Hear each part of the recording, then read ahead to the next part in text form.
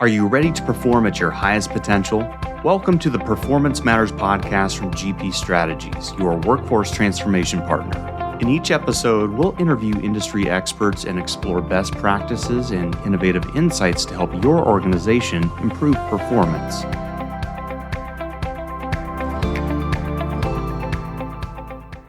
Hello and welcome to the Performance Matters podcast. I am your host, Michael Teal. By day, I am a creative director on the research and innovation team with a specialty in the automotive sector for about the past 25 years. And it's been a great ride. But I have to say, one of my favorite aspects of working here at GP has been for about the past year and a half hosting the Performance Matters podcast. I'd have to say that one of the best things here has been just the ability to mix and learn from the amazing spectrum of thought leaders we have at GP Strategies. If you're not aware of it, GP Strategies is the world's leading talent transformation organization. What it means is that within the swim lanes of consulting, learning services, and technologies, we have in-house experts in really any industry and area of focus that you can imagine. Today, we happen to have one of the world's foremost leading thought leaders and practitioners in the art of diversity and inclusion. Her name is Angela Peacock. She is our Director of Global Diversity and Inclusion. Unironically, she heads up the diversity and inclusion practice here at GP Strategies. Formerly known as PDT Global, she hails from a small little hamlet or shire outside of London, and we are honored to have her here. Angie, thank you so much for joining us today. Thank you so much. Thank you so much. People have now got in their head that I come from the Lord of the Rings, and I'm one of the hobbits from Lord of the Rings, from the Shire outside London. That's right. But yeah, hey, it's lovely. It's lovely to be here with you, Michael, and lovely to be here now as a fully fledged division of GP Strategies. When I think where PDT Global came from, because it's probably good to just share. We built PDT Global over a 25-year period. From being what would have been called a boutique consultancy that had a global specialism, because there aren't many people in the diversity, inclusion and equity field that can do this stuff all over the world, really. There's a lot of people that can pretend they can do it, but to be able to say, as we can say, we can run any of our programs in Japan in Japanese, in Brazil in Portuguese, culturally appropriate, linguistically appropriate, know what the race issues are, know what we can and can't say, and that is quite a specialism. Couple that with the fact that we also have a phenomenal digital offering as well, everything from micro learning to gamified escape rooms. And when we think about that coming into the great GP Strategies and being able to then couple with the phenomenal amount of knowledge that we have around talent in there and talent development, coupling it with your leadership work as well, it's a great place for us to be. So we're very happy to be that division. Well, we are honored to have you. And you know what? One of the things that we try to do on the Performance Matters podcast is add some significant value to the drive time or just the podcast listening time of talent practitioners all over the globe. And I think they're going to get a lot of value out of this one. Today's topic is 9 levers to pull if you're serious about inclusion. And I've got to tell you, everyone, listeners and Angie included, that I am a blank slate on this one. We have 9 topics. I have a pen in my hand. I am going to listen to Angie and react and just have a great conversation with her on this one. There's no stilted agenda here. We're just going to listen and riff on this one. But before we get started too far, though, Angie, what I wanted to do for those that hadn't had a chance to listen to your previous episode, which I think we cut about half a year ago or so, is if you could just share a bit of your personal bio with them and what has led you into this world of diversity and inclusion. Of course, I'm delighted to. My work in this world started through culture change work, senior leadership work, and strategy work. So I was part of a small consultancy that did those three things. And what really happened was we started looking across to organizations that were doing diversity work. So I'm going back 15 years now. So it was just diversity work then. And we were looking at the kind of training they were doing. And if I'm going to be brutal, we looked at it and said, it's not training best practice. It's not working with how adults learn. In a lot of cases, my guess is it was doing more harm than it was good, but nobody was measuring it, so you wouldn't have known. So we took that on, right?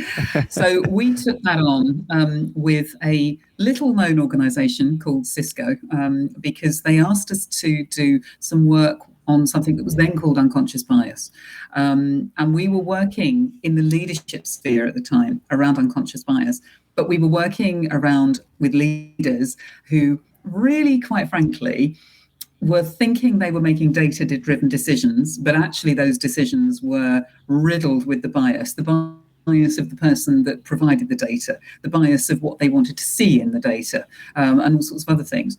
And from there, we were sort of catapulted into doing that work around diversity. And then from there, we moved into doing that work properly. Interestingly, the first global place we ever took that work was out to South Africa. And when I think back now, 15 years ago, going out there and bringing the joys of unconscious bias training to the South African folk was just ridiculous. I mean, I would fire anyone for trying to do that now with the little bit of knowledge that we had. But it really showed us, I think, what we didn't know. And I think it also showed us that we have to be humble in this work. And anybody claiming to know it all is really, really failing, because DE&I changes all the time. So my work now is basically, as you said, being the global head of diversity, equity, and inclusion for the consulting practice within GP strategies. I get to speak at conferences. I still advise CEOs the world over. I tend to work with exec boards and run workshops and so on for them. So that's the kind of stuff I do. My team are wonderful. They probably don't need me, frankly. But that's the stuff that I get to do. And really what I'm known for is being very challenging. So I'm not everybody's cup of tea, as we would say over here. But I'm also fiercely practical, and I think there's not enough practical stuff around generally in this work. So I breathe practicality where I can into every single thing that we do, and certainly into the 9 levers that we're going to hear a little bit more about today. Oh, what a great transition. You are a real pro here, Angie. So yeah, thank you for that background. I think that's really helpful for everyone. And in particular, from our last conversation, and by the way, listeners, if you haven't had a chance, I invite you to scroll through our library. I mean, we have years of fantastic background, but if you look for Angela Peacock or Angie Peacock, we had an amazing eye-opening session just on the notion of diversity, equity, and inclusion, or as I'm seeing it lately, being streamlined down to diversity and inclusion. Pretty soon, we'll probably get it down to one syllable. But so many big things that I took away from that were very practical. So I'm looking forward to this. So without any further ado, Angie, are you ready to drop some serious knowledge on us? Oh, we can certainly try. Absolutely. Yes, Absolutely. I love it. Okay, so what's the first lever, or as you say in England, lever, to pull if you're serious about inclusion? Absolutely. Yes, there's a first lever, as you say, Michael, two countries divided by a single language that we had first. But let's go for that one. Right? So the first lever, and there are 9, actually, truth. There are 9.5 now, but I'll tell you about that when we get to number 4. So the first lever is very much around watching your language. And again, what's really interesting here is I'm going to say something really simple, and I can almost feel if there are HR heads out there or heads of DE&I out there going, what's she saying? We don't need to do this. And that is, be really clear that there is one story, one dialogue for your definition of diversity, of equity, and of inclusion in your organization. also be clear that every single one of those, if you needed to do it, could be measured in their practice. So I'm going to come to measurement a little bit later on, but let me give you a few of the definitions and the reasons that we use them. Okay. You take the D, which was there in the first place, right? As you said, I go back to when it was diversity and nothing else. But if you just take the D, it's really important to understand that the D is about the numbers. It's about the diversity strands.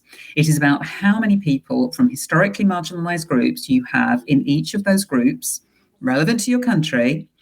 And it is about you knowing where they sit, what and what their retention numbers are, what they're paid, how often you see them in your talent pipeline, and all of that kind of good stuff. It's the numbers. It is nothing else. Okay. We very often get diversity and inclusion mixed up together. I mean, I can't tell you, if I have a senior team in a room with me and I say, can you tell me what diversity is and tell me what inclusion is? I swear they will just blend them together in this kind of diverse inclusion word, absolutely. right? I mean, I would. You're asking me, and I would. I mean, from what you've said right now, is usually I've always thought this kind of meant you're skirting around the numbers, and you're saying it's actually no. This is the quant right here, right? This is truly, let's put things on a spreadsheet and let's see where we're sitting. Completely. It's the numbers, it's the data, it's counting the heads. Okay. Inclusion is about creating an environment where everyone with the capability to excel can excel. Now, flourish, do well, whatever you want to replace that with. But it is about ensuring you have an environment for them to do well in.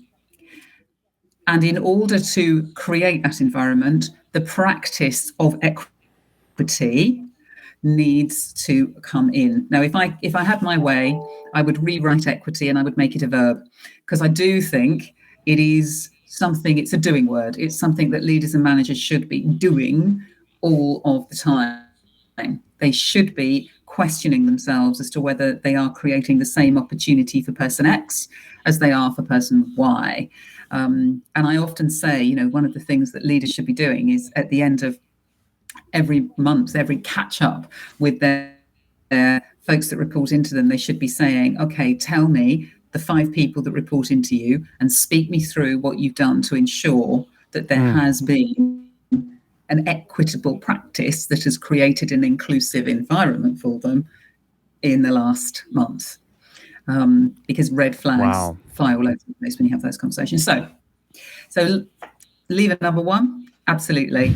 Know the difference between those 3 and don't interchange them. So what I'm hearing about that, when you say language, you're literally saying make sure that you have a true and universal among your organization. You've codified what those 3 terms mean, and that language is key, and you need to watch that, correct? Yeah, absolutely. And nothing fluffy, because when we get later on to talking about measurement of those 3 things, what you do not want is any fluffy language where people can claim to have done stuff that they haven't done. But more about that when we get to the measurement. I love it. Okay, what's number 2? Number 2, and I can feel my DE&I colleagues and perhaps even my HR colleagues yawning at this, but I cannot tell you how important it is. Articulate the business case in a way that matters to the people that report to you. Now, since time immemorial and diversity time immemorial, we have heard the business case being described as we need more creativity, and therefore we need more diversity to drive that creativity. It is so much more than that. There have been hundreds, if not thousands, of studies that prove if you have an inclusive environment that drives diversity, so you've got the diversity numbers going up and an inclusive environment, you improve so many dimensions of business. There's 10 of them, but if I just pick out a couple that I think are probably interesting to our listeners. One of them is risk. Now, who knew that actually, if you have a diverse and inclusive team, you will take better risk-assessed you will make better risk-assessed judgments. The decision-making processes that you will make will lessen the risk. Now, interestingly, the research on that was done initially on the oil rig. and it was all about health and safety risk, and not Okay. necessarily about the risk that you and I would take when we make decisions at work. It was all that research was transferred into the financial services arena, and from there into other arenas, and it was never disproved. So what you will find is when you have an inclusive environment where the diversity numbers are there and increasing, the demographics are there and increasing, you will have a far better situation around risk. The other one, for anybody listening that likes a bit of compliance and governance, guess what? Compliance and governance is improved as well. Like, right, stuff you just wouldn't think of. And for anybody in a very sales-driven organization listening, sales and customer excellence improves as well. Direct correlation between sales going up, customer view of you going up, and an inclusive and diverse environment. So it's just more detailed. Angie, for me, when I hear that, what I see is you're battling what I guess I would call unconscious incompetence. Yeah. If you have, let's just say a bunch of middle-aged white guys doing things, you don't know what you don't know in terms of what someone might need, whether from a sales perspective, a customer perspective, like you said, a risk, somebody on the front lines. So, boy, that one surely hits home in terms of being a value here. So, amazing. That's only two, by the way. That's only two. That's two. We've got it. You're dropping value. I'm just going to go into my huckster mode here for a second. This is value. We have 9 levers. We've had serious value on 2 right here. I'm already flipping pages on my yellow pad, jotting down notes here. So anything you want to add to number 2 before we go on? Yeah, just very briefly, I think the one thing for me with number 2 is there needs to be an organizational statement around why the hell you're doing it. But individual business units also need to take that and translate it back to their individual teams.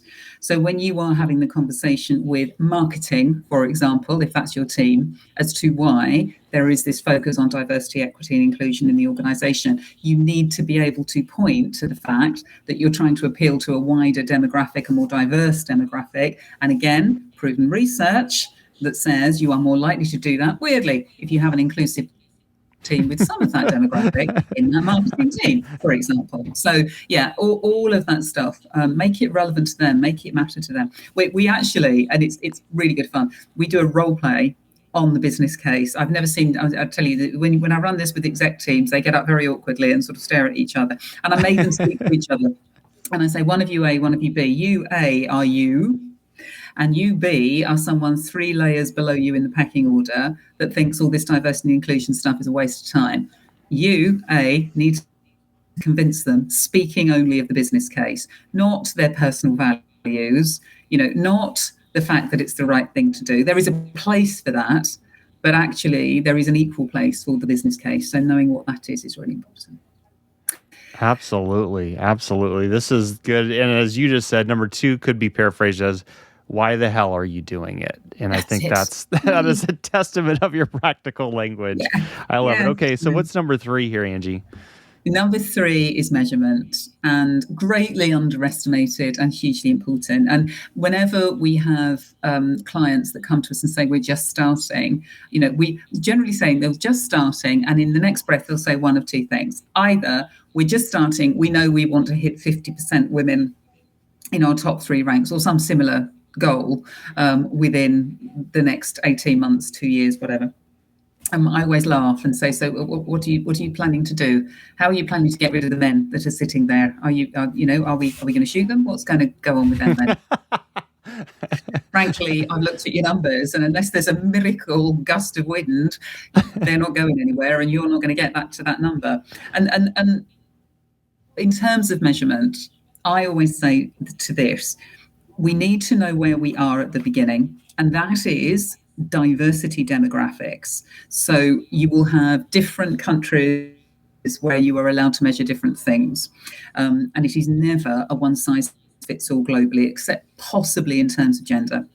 But anything else, any of the other demographics, it even varies in the US from state to state in some cases. So it does vary. However, once you have got that basic, that is where you start to build to the more complex. And it's the more complex that will give you far more power. And if I just pull out two of the more powerful measurements that certainly we use and we recommend, the first is talent velocity. It is not enough to know how many people from different cultural backgrounds or different racial backgrounds you have in your organization. You need to know where they are, what they're doing, what projects they've been on, and how they are moving up the talent pipeline, or if they're moving up the talent pipeline. But even that is not enough. What we also have discovered is if at the same time you know what the privileged group is doing along that pipeline, so in other words, I know if we're talking about the US and the UK, what the straight, white, middle-aged guys are doing as well, how they got in, who they knew, the projects they went on, who lifted them. Then we put those two pieces of data together and we are able to pull out, okay, these are your pinch points. This is where it's going wrong. So rather than then throwing mud at the wall, you actually are able to identify here is where the leap is. Here is where we move people up because they've been on exciting projects and actually the historically marginalized people didn't even get a look in. So it's that. Interesting. Okay. Important. That makes sense. So, Angie, tell me if I'm leading too far, if this is going to be another one, but is this something where our diversity and inclusion team also has preset software solutions, technology solutions to, I guess I'd say add, I don't even know what the word is, to streamline this, to facilitate this? Yes, we do. Okay. What I'd also say is it is quite likely, and with a lot of clients, that they have the ability to do that themselves, but they just don't know how. So our consultancy team can point that out and they can repeat it. What we then do is advise on it. So once we see what those numbers are, we bring those two together and say, okay, I can see where this and this is causing you this problem. The other thing that we do, which is interesting, is what we call predictive. Now, predictive is in some ways more powerful than the talent velocity piece, because once you've got the talent velocity piece, and most clients ask us to look forward 5 years, I always say they should be looking forward 10, but they ask us to look forward 5. So what we are able to say to them at that point is, if you carry on doing what you are doing, obviously we can't predict great change in the world. Right. But if you carry on doing what you're doing, and all things being equal, this is what your numbers are going to look like in 5 years' time. And that's normally a bit of a kick in the pants, right? Because that's where they can't hide, their disillusionment, because they're actually looking at a set of stats that's saying this is not going in the right direction. And you can make as much noise as you like, but you do need to take another long look at the activity that you're doing at the moment, because it's not going to get you there. So from a measurement point of view, really, really important that those things are looked at. So and on the full 9 levers, which I'm happy to send folks, you'll see even more detail and some even more scary stuff. Okay.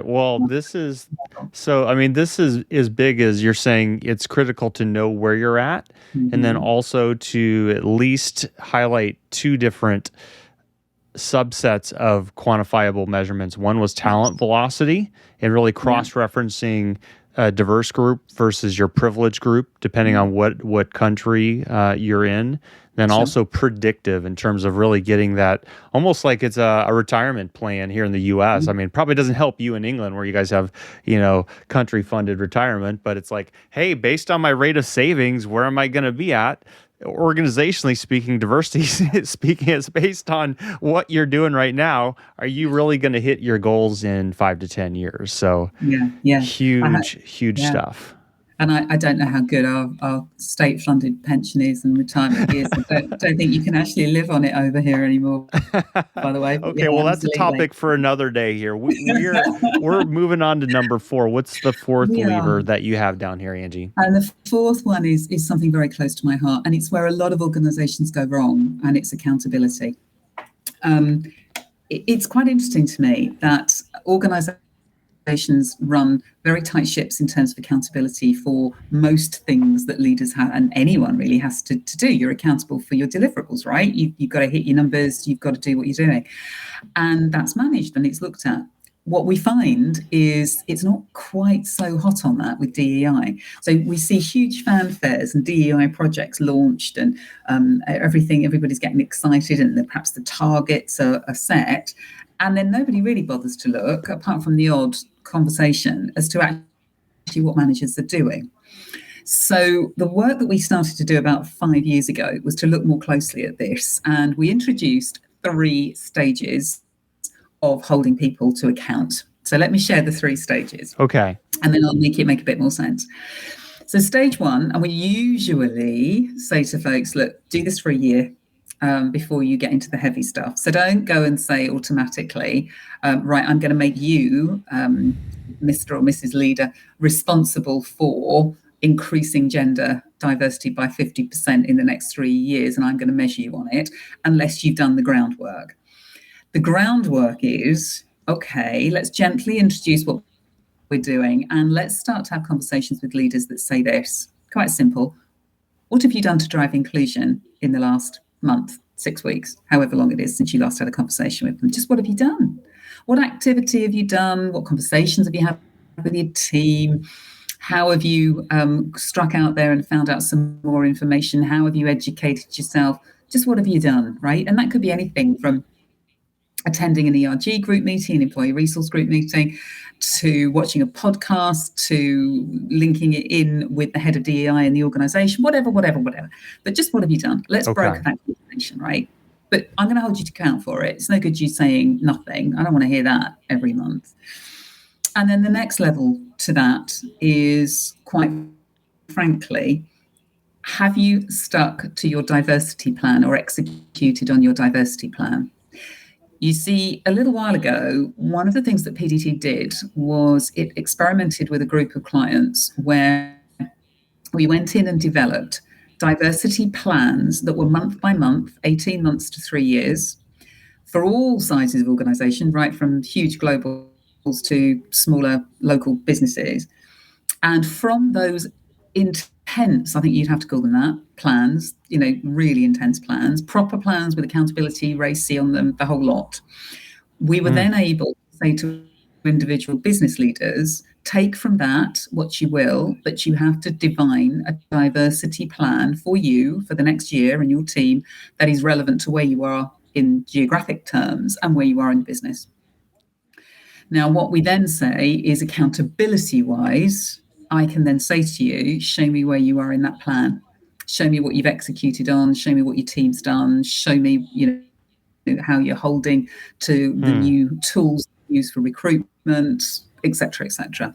So that is stage 2. And stage 3, which we typically say, don't do this for 3 years, is we turn that into specific KPIs and we hook it up to some sort of bonus or remuneration structure as well.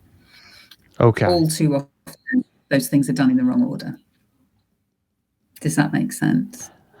It absolutely makes sense because, for most of those in management and leadership, you immediately go to, okay, we're going to alter someone's pay structure. And by doing that, we're going to motivate them. And from what you're saying is you really need to go slow to go fast here. Yeah.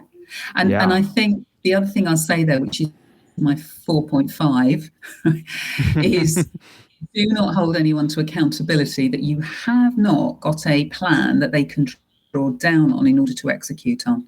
Again, we tend to think that when we launch these great diversity initiatives and all the managers in our organization are going to go off on a compulsory piece of digital learning and go to bed that night, wake up the next morning, and a little fairy is going to come and put the dust in their heads so they can do a DEI execution without even thinking about it. And of course, it doesn't work like that. It never did.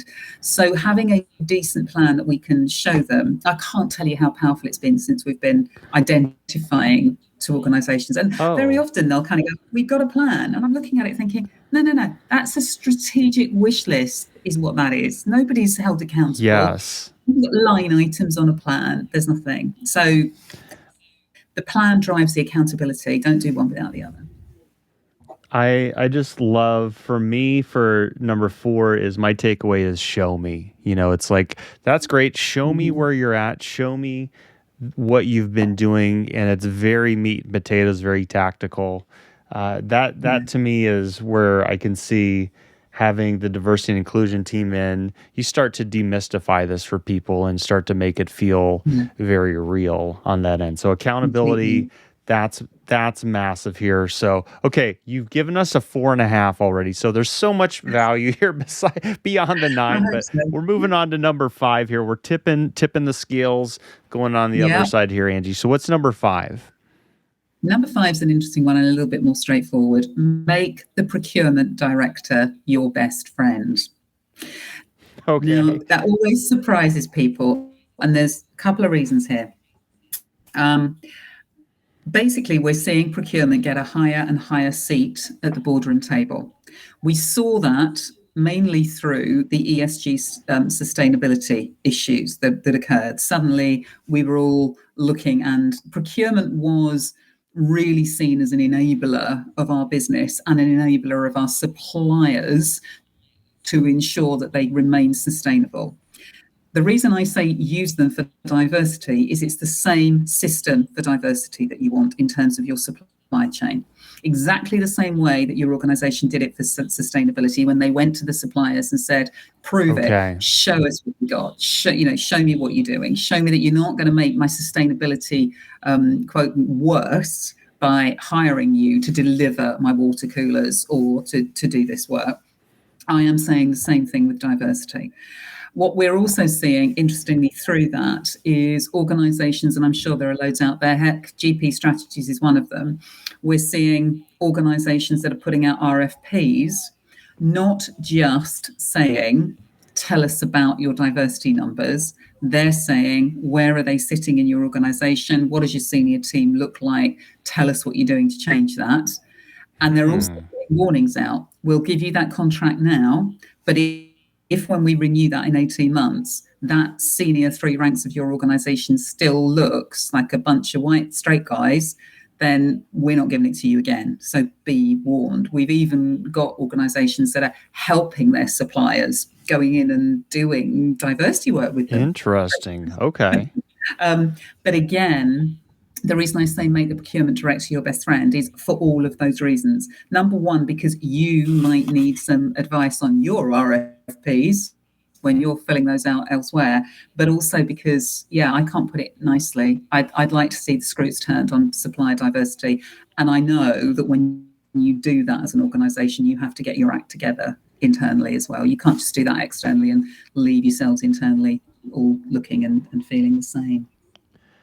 That is one I didn't see coming, I will admit it, but one of my primary roles has been being an RFP respondent, an ideator for RFPs. And I've seen that for years. The light bulb is coming on now in my mind about that is strategic. And so one of the levers you're saying, or levers, excuse me, is it's really, you're saying, let's look external as well as internal. So it's, what are you buying? Are you putting the value on what you as a company are buying as well? Am I hearing that correctly? Yes, completely and utterly. And utterly. You've got to do both. And when you do both, and with procurement, they are experienced in doing this because they've had to do it in terms of sustainability. So this isn't a new conversation to them. Okay. It's just a new topic, and really important. And interestingly, I've very fascinating. quite a lot, and it's gone up over the last 2 years probably. I'm being asked to speak at more and more procurement conferences. Okay. Because they want to understand what that looks like and why that's important. So I think it's a really, really important one. That is, absolutely. Okay, number 6, Angie. What's number 6 on our docket? So number 6 is around ERG groups, employee resource groups. Some people call them network groups. Some people call them employee business groups. Well, whatever you call them, really don't mind. They are sometimes the most powerful and positive force inside organizations for driving up diversity numbers and increasing inclusion quotants. However, if you get it wrong, they are also some of the most potentially damaging. And very often, and this is where I will lose some friends, more often than not, in my experience, and I'm sure there are exceptions out there, but if you're an inexperienced team putting in DEI for the first time and you say to the employee resource groups that are just starting, we're going to let you grow organically, 9 times out of 10, it will go wrong. And it will go wrong because if you think about the logic, historically marginalized groups coming together for the first time, getting a safe space, getting a space they can share, getting a space they can discuss, suddenly become very, very quickly a lobby group. Now, there is nothing wrong with that because, hell, we want to hear what it feels like to be part of those historically marginalized groups. But if that happens, at the same point, we have a an SLT or an exec team that are not mature enough in their diversity knowledge yet, because we've only just started on this journey, or worse still, have been on the journey before and have not seen anything move forward and therefore are not capable of making it better, and you begin lobbying to them, it's all going to go horribly wrong very, very quickly. And again, we realized this some time ago. So we did some work with some specific clients. And what we basically said is this: when these groups begin, or even if they've already begun, because there will be people out there thinking, oh my God, I've got that wrong. What you can do is realign them all and almost repurpose them all. But the first thing they need is a purpose. And the purpose can be lobbying. It can be networking. It can be just support to that group and of that particular group.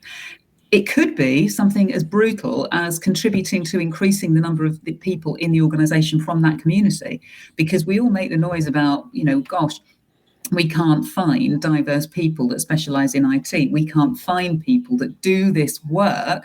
Well, actually, if you go to your ERG group and say, have you seen the role, the vacancies we've got going at the moment? Can we share the job board with you? They know just where to go with it. The other area of that is training, although I'm ambivalent about whether historically marginalized groups need specific training or not. Jury's out for me on that. I think we're the ones that need the training, but I think it's also some of the groups all the time is the answer to that one. And the other one that we tend to miss when we think about what's their purpose is business issues. Give them a business issue to solve. They're going to come at it from a very different view to, whatever any homogenous group is within the organization. So the first thing is make sure that you agree upfront what the purpose is, just for the first year, or if you're repurposing for the first year of the new year that they're doing. The other rules I have for those that sit right behind those levers is impact over time. Sit down with them, draw up a strategy. Let's look at how they are going to impact over a year and in the longer term, and have some of the younger people in those groups involved in that strategic development. Again, what better way to get younger people from those groups exposed to senior people that have written strategy before, right? So, again, straight off the bat, you're doing great networking. The other thing is don't choose the most obvious exec sponsor. I can't tell you, you don't put the only gay person on your exec team to sponsor the LGBTQ plus community, right? But also don't choose the worst one. I can't tell you how many exec teams have said, when my eyes have widened in horror when they've said, this is the person that's running the DEI council, or this is the person that's representing us as the exec sponsor in one of our ERG groups. And I listen to what comes out their mouth and think, oh my God, you've sent them this person. What on earth did you think you were doing, right? They're not there to train your exec team. I think that's the big one. Okay. And I think the other one with the oh my goodness, right? Which they tend to do. And I think the other one with the ERG groups is don't expect free labour. Again, this should not be a side of the desk unpaid. I mean, certainly in terms of consultancy firms where, writing down your hours and utilization is important. There should be a code for that if that is what you're involved in. If you're a professional service firm, but there needs to be a way that you're not expecting people to do this for free. There is so much. I mean, we could make one entire podcast about that. But if I'm just jotting this down in terms of the codification for number 6, what I'm hearing from you is define the purpose of your employee resource groups? What is their be very strategic about their purpose.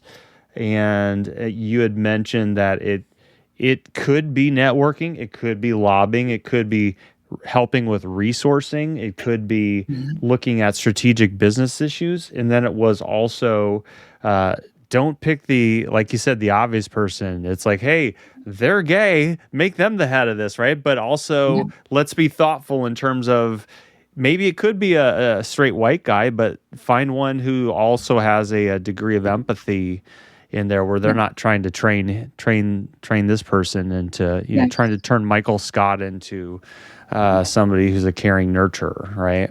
Yeah, absolutely. Okay, good. And, I'm learning here. I'm taking notes furiously, and this is fantastic. That is a massive one. So make a mental note. We're gonna have to go back and do a whole pod on that one, and that's happy to. Very, very happy to. Something powerful. Okay, number 7, because we know your time is precious here. We're bumping up against our time here, Angie. So what's number 7? We are. So I'll go very quickly through number 7, because the people out there will not be surprised I'm saying this. Train your people wisely. And how to train your people wisely is DEI training should be part of an overall learning pathway, not stuck out on its own. Don't ever do one and done training. It has to be embedded. It has to be part of a continual communication.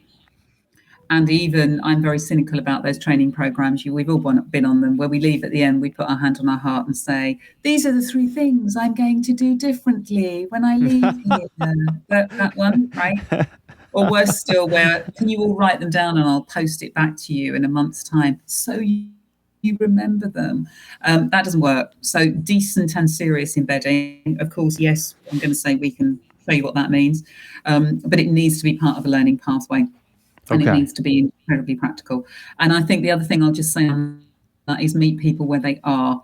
Very often training for anyone under 30 these days is not sit them in a classroom or even a virtual classroom, shout at them, bore them to death, show them a few slides and expect that to work. A lot of the gamified stuff that we do is definitely going out to the millennials and below and is making a difference. So again, it's thinking about what that looks like. That's awesome. Number 8 looks like I am being very lightweight about it, but it's incredibly important. And it is improve your HR processes. And again, everything from, GP Strategies is the biggest talent operator, I think, probably around the globe these days. The talent processes that you are using everywhere, whoever you are out there, are probably intrinsically biased.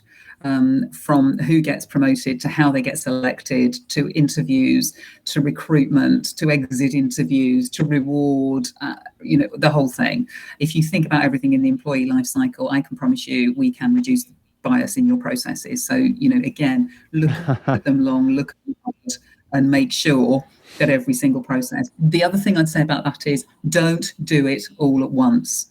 Very often DEI work falls off a cliff because HR gets given too much to do all at once.